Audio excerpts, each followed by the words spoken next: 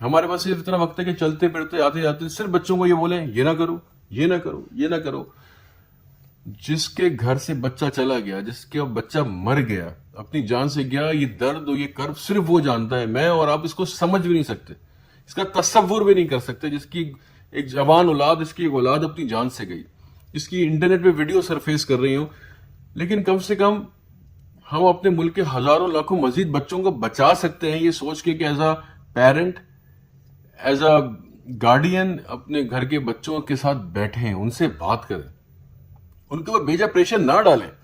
پڑھ رہے ٹھیک ہے، اگر نہیں پڑھ پا رہے، اچھا نہیں کر پا رہے، ہر بچہ فرسٹ نہیں آتا.